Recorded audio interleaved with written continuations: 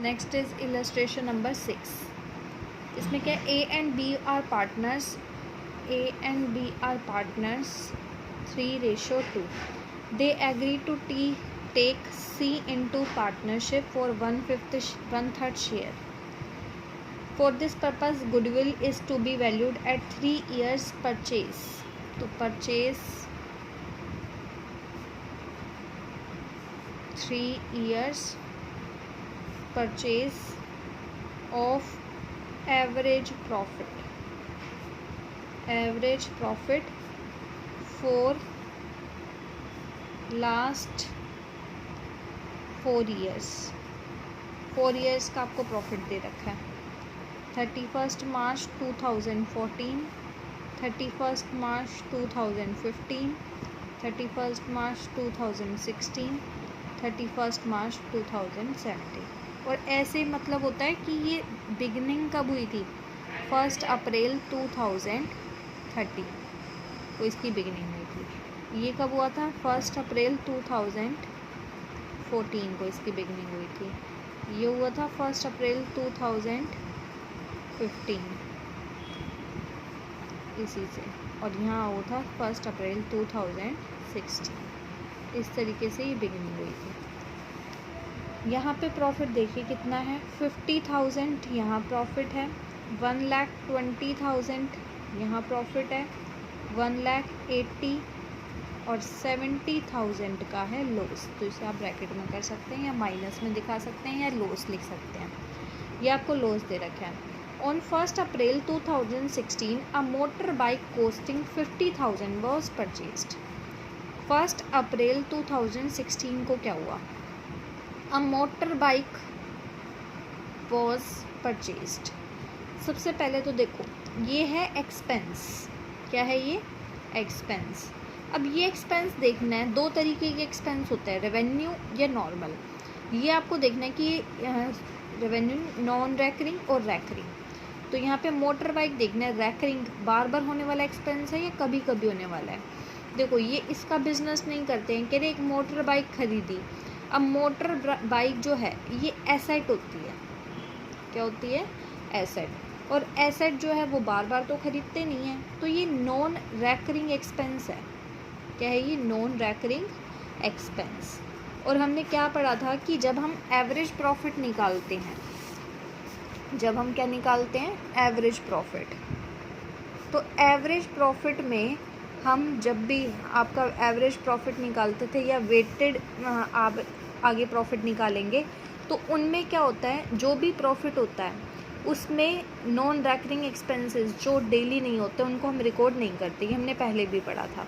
तो यहाँ पे मोटर बाइक को परचेज़ करना, मोटर बाइक को परचेज़ करना क्या है, एक नॉन रैकरिंग एक्सपेंस है। नॉन रैकरिंग एक्सपेंस मतलब ये एक्सपेंस बार बार नहीं होता, नॉन रैकरिंग एक्सपेंस है। हुआ क्या, 50,000 की मोटर बाइक परचेज़ करी और इसे आपने ट्रैवलिंग एक्सपेंस में डेबिट कर दिया, ट्रैवलिंग एक्सपेंस में डेबिट। अब ट्रैवलिंग एक्सपेंस क्या होता है, travelling expense day to day के होते हैं, इनका नेचर होता है रैकरिंग का, ये होते हैं रैकरिंग एक्सपेंसेस। रैकरिंग एक्सपेंसेस मतलब आपने क्या करा, अपने अकाउंट्स में, अपने प्रॉफिट में हमने क्या कहा था, the profit should not be trusted blindly, profit को ब्लाइंडली ट्रस्ट नहीं करना चाहिए। तो यहाँ पे जो मोटर बाइक खरीदी वो रैकरिंग समझ के इंक्लूड कर ली, मतलब कि थी क्या, नॉन रैकरिंग। तो इस गलती को हम क्या करेंगे, करेक्ट करेंगे। और करेक्ट कैसे किया जाता है, ये 50,000 एक्सपेंसेस में आपने शो कर दिए, मतलब जो भी आपका प्रॉफिट है उसके अंदर ये जो मोटर बाइक की कॉस्ट है ये इंक्लूडेड है। रैकरिंग में आपने माइनस कर दिए, प्रॉफिट में तो इंक्लूडेड है, लेकिन एक्सपेंसेस को हम क्या करते हैं, अपने जो प्रॉफिट कमाया होता है उसमें से माइनस करते हैं। आपने माइनस कर दिया, इसको सुधारा कैसे जा सकता है, प्लस करके। तो ये मोटर बाइक की जो एक्सपेंस है यहाँ से क्लियर है कि इन्हें हम क्या करेंगे, उस ईयर में प्लस कर देंगे। तो मोटर बाइक कितने की है, 50,000 की, 1 अप्रैल 2016 को खरीदी। तो यहाँ पे आप प्लस क्या कर देंगे, 50,000, यहाँ पे ये हो गया। आगे कह रहे हैं on which depreciation is to be charge. इस मोटर बाइक पे डेप्रीशिएशन लगना था, मोटर बाइक पे डेप्रीशिएशन। अब डेप्रिसिएशन किस नेचर का होता है? डेप्रिसिएशन देखो हम बार बार लगाते हैं, हर मंथ लगाते हैं, हर ईयर लगाते हैं। तो यहाँ पे डेप्रिसिएशन में क्या होता है, ये रैकरिंग नेचर का होता है, रैकरिंग, इसे हम लॉस कह सकते हैं। तो ये बार बार होता है, तो हमें इस डेप्रिसिएशन को क्या करना होता है, माइनस करना होता है, और ये रिकॉर्ड भी होना चाहिए।